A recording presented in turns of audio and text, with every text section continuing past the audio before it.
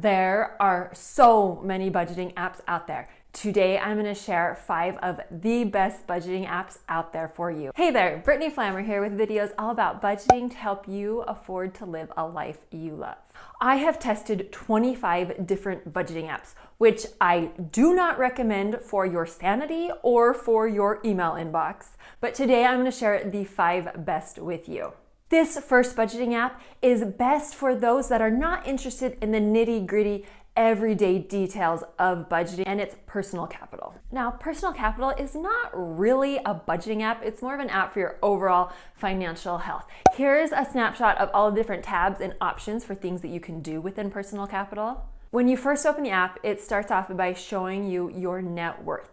And if you scroll down from there, you can see how much you have in all of your various accounts. These are all linked and they will automatically update for you. The next tab shows you all your transactions. Now, it will automatically categorize those transactions for you, but you can make changes to them. You can edit it and rename them with categories they already have pre-filled, or you can create your new name, create your own names. However, you cannot manually enter in transactions. So if you are using cash and want to manually enter transactions, Personal Capital is not for you. If you go to the cash flow tab, it will compare how you're doing this month versus last month. Now, if you go to the budgeting tab, it will also compare this month to last month. That outer ring is how you're doing this month. The inner ring shows you last month. If you click on that circle, it will take you to your monthly budget. And in your monthly budget, you can set one budget, and it's your overall budget for the month.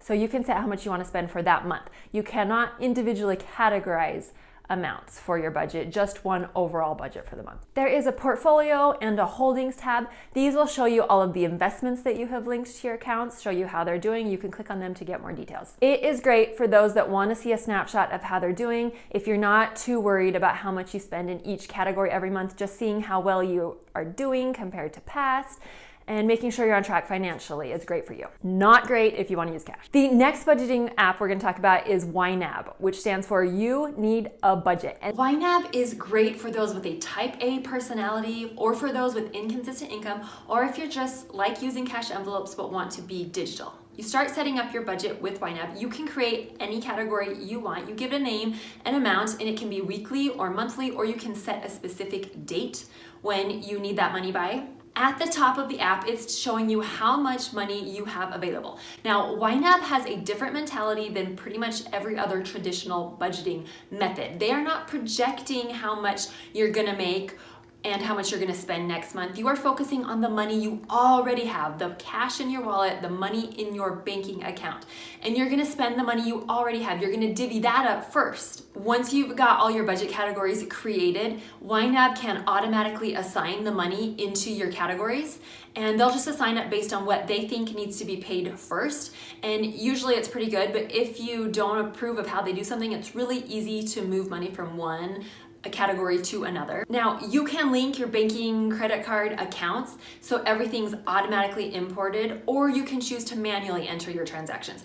But if you link your accounts, all of your transactions will be categorized automatically. If something goes into category you don't want, you can assign it to your own category. Or if you're like me and you thought you had your budget set up, and when you imported all your transactions, you realized you had lots of missing categories, then you can move them into the category you want, or you can create new categories. There are also progress bars, which you can turn on and off, but on the right-hand side, it shows you how much money you have available for that category. So this is like showing you how much money is left in your cash envelope. Green is good, you've still got plenty of money to spend. Yellow means you need to beware. Red means you have overspent. But it is really easy to move money from one category to another if you overspend. In the report tab, it will show you the age of your money, which is showing you how long you've had the money, how long from when you earned it to when you actually spent it. And you want this to be as long as possible. So the higher number, the better. And it's also in that report going to show you your net worth. Now, this is a tiny snapshot of YNAB. YNAB is a very powerful budgeting tool, and to get the full effect of everything it can do, you really need to see a full video tutorial. It's a little bit more work up front, but can be worth it in the long run. Because of that learning curve, YNAB has lots of video tutorials. They walk you through how to set up your budget. They have Q&A, live Q&As. They have a podcast. They have a YouTube channel. They have a great customer service on their website. And they offer a free 34-day trial. That's longer than most budgeting apps. It is one of the more expensive apps I'm recommending in this video. If you pay annually, it's $99, so it works out to be $8.99 a month. Or if you pay month to month, it's $14.99 a month.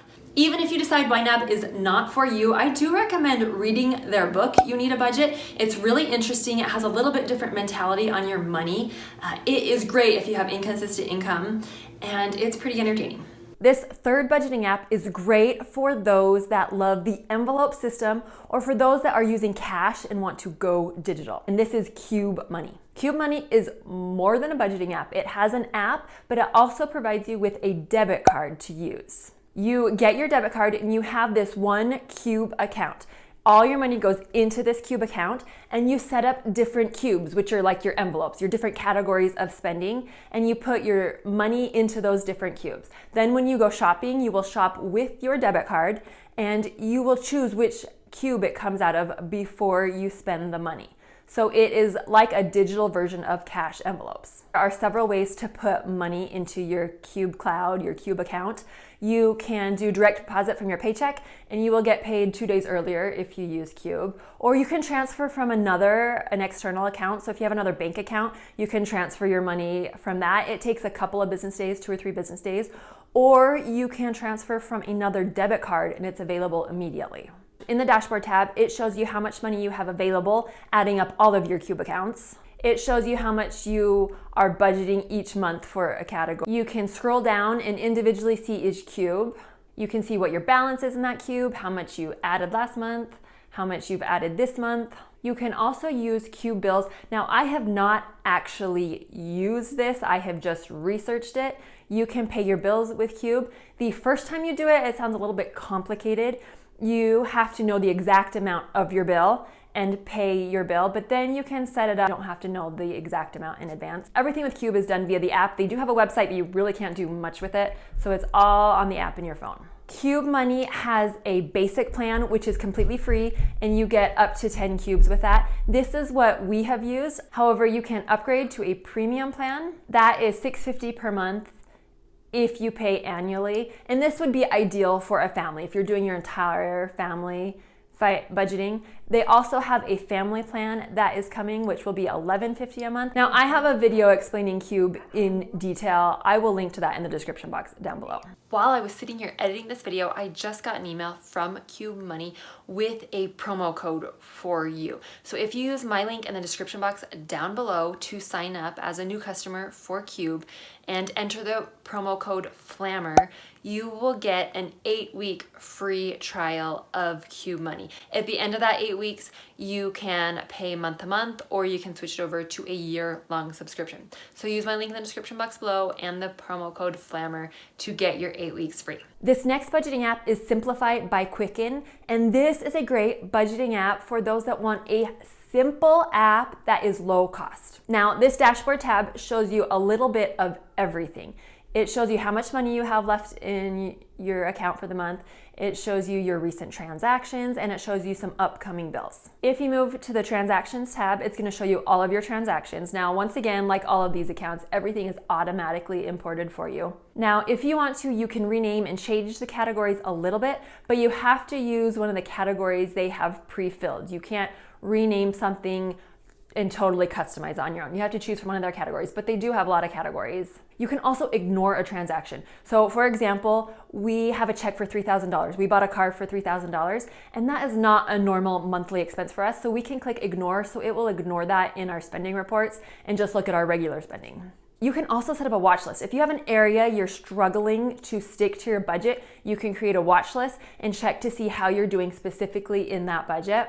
The upcoming spending notifies you of bills or expenses that are coming up, and it will automatically find these based on your past transactions. But if you have ones that are not in there that you want to add, you can manually enter these in as well. There are a lot of different reports that you can look at. It's very visual. This is great if you want something powerful but simple. You can include your investments, but you can also budget with it, and it's relatively low cost. It is $5.99 per month if you pay monthly, or if you pay annually for a year up front, it's $2.99 a month. They do have a free 30-day trial, but in order to do that, you have to enter in your credit card information, and it will automatically start charging you at the end of the 30 days. So if you decide you don't want it, you need to cancel before the end of that 30 days. Now, we cannot talk about budgeting apps without talking about Mint. Mint is a well-known app that is free. At a glance, it will show you your net worth, but then if you scroll down, it will show you how much you have in all your asset and liabilities categories. If you click on it, it will give you individual descriptions of each account. The great thing about this with Mint that I love is you can add property.